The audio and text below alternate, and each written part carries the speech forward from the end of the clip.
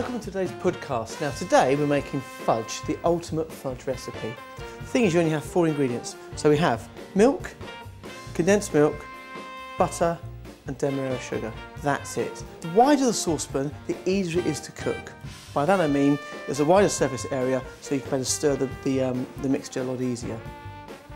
So first of all, put your milks into the pan, just like that.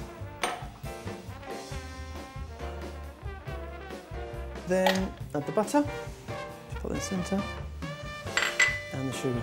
And just keep the sugar in the middle of the pan so the liquid is on the outside. And what we need to do is, over a gentle heat, is dissolve the sugar. Now if at any point this sugar gets on the outside of the pan before it's had a chance to dissolve, what happens is it recrystallises and drops back into the mixture. That will make the fudge go grainy a lot quicker and it won't cook correctly. So just bring this together and gently stir that until all the mixture is dissolved. What you must do is keep the mixture moving all the time. Remember, there's quite an intense heat there. And you can hear the sugar underneath. So just keep the whole thing moving. If you don't, what will happen is the sugar will catch in different places and those little burnt bits will come through. So just keep that moving over low heat until you can't hear that sound. Now at this stage, you can hear that the sugar's dissolved. You can't hear that anymore. You can hear the spatula at the bottom of the pan. And as you can see, the mixture is quite runny. But if you're not careful, if you don't keep scraping all of the pan, little areas will catch slightly. Ends up with little tiny dark spots in the finished fudge. So just keep an eye on it. Now this is quite hot now. We need to get it up to an even boil. So all the pan is boiling, not just the edge. Now this has been boiling for about 7 or 8 minutes, and you can see the texture is changing. It's almost like a lava now rather than a liquid. At this point, you can be very careful it doesn't get on your hands or your skin, because it will burn you pretty quickly. But as long as you're careful, and just stir it gently, you'll be absolutely fine.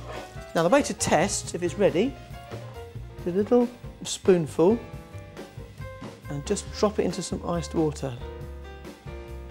Just like that. And that will sink, and it will set. Give it a few seconds, and I'll show you that in a second. In the meantime, take it off the heat, pop it on a board, and you gently beat the mixture now for about 8 to 9 minutes so the whole thing thickens up. And there it is. Look at that. That is still actually quite hot, but that is what we call, in chefy terms, soft ball sugar. And that means at that setting point, the fudge is perfect.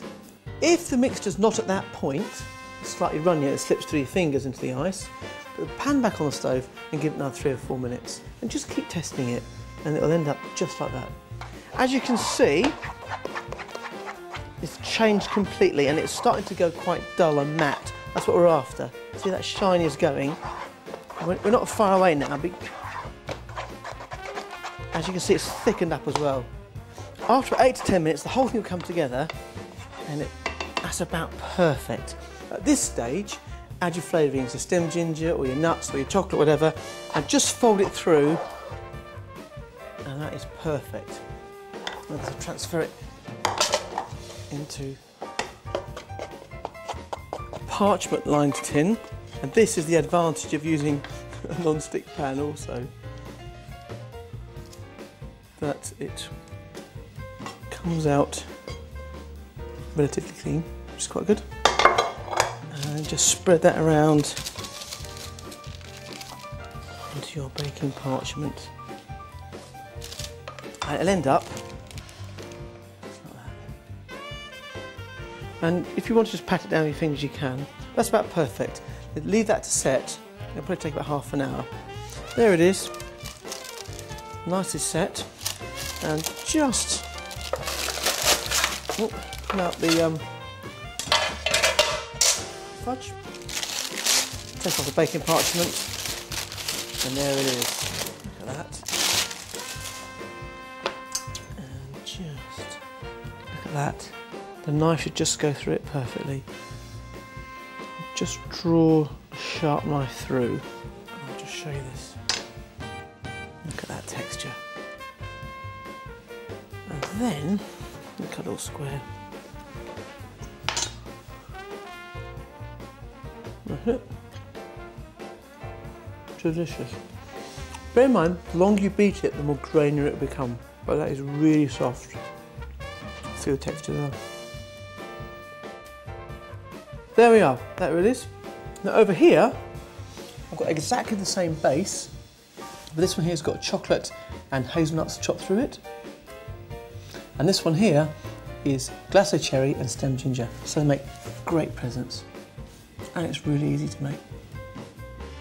For more of my delicious recipes, go to carnation.co.uk.